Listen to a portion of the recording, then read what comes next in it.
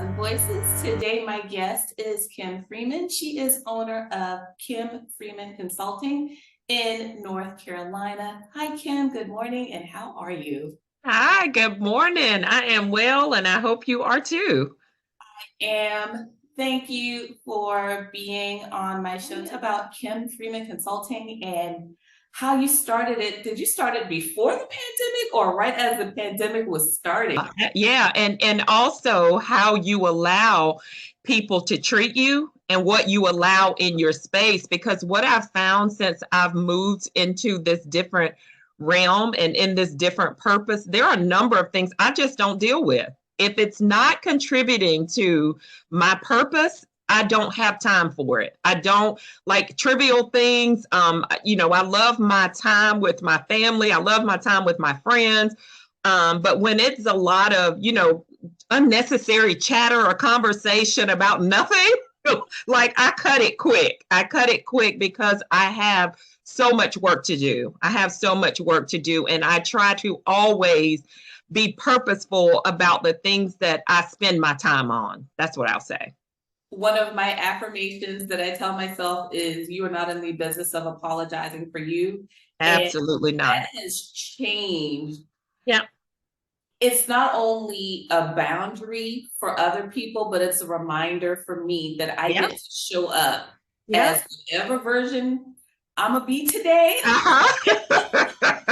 This is the sage version y'all are getting today. Like, please be aware. And hmm it also helps me communicate the version of me that is showing up so that way people aren't maybe caught off guard or Right. what happened to her. Well, nothing happened.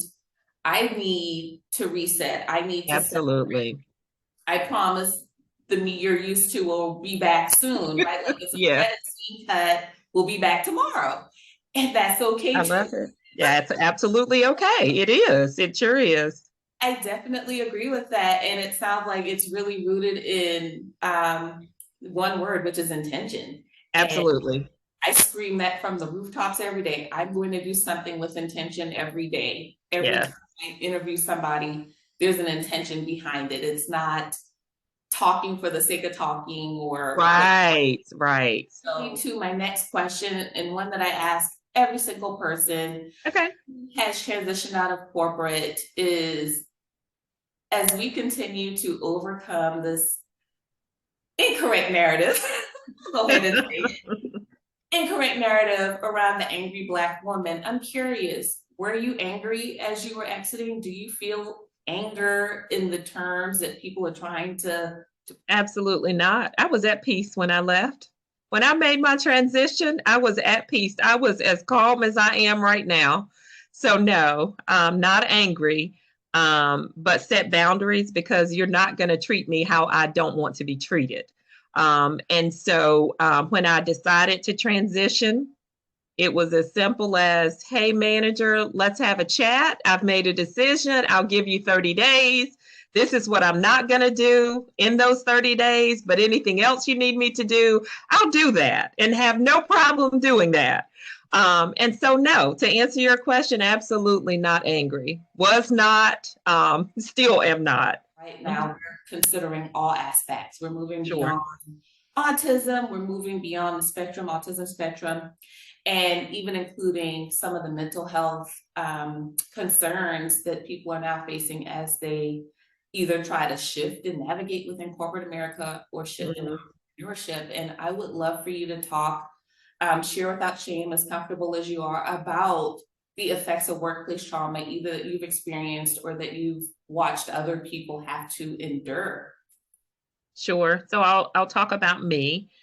When I decided to make the transition from corporate America to entrepreneurship, um, I was um, I was regularly seeing a mental health counselor because I knew what I was experiencing was not um, isolated to me. And so I decided, you know what, let me get a different perspective because I can think about a thing a million different ways, right? But that's coming from my perspective. and the things that I've experienced over my however number of years. And so I figured, let me talk to a professional. Let me talk to a professional, because generally speaking, when I'm at a place that I'm not able to move forward, I'm not able to think clearly, that's when I know that I need help, in terms of either I need to bounce this idea off of someone, or I need to talk about my experience. And I don't do that often. I don't do that often. So when it hits me that I'm stuck in terms of what to do, not about my work or anything like that, because I know what to do. I go to my journal, but in terms of like my personal life, and what I need to do, um, I realized that's the time when I need help, and I'm not afraid to ask for help. It was new for me. I've had a couple of experiences throughout my lifetime that required a mental health counselor, and have no qualms about speaking to someone, who is experienced and knowledgeable, and a professional when it comes to talking things out. No problem at all. And so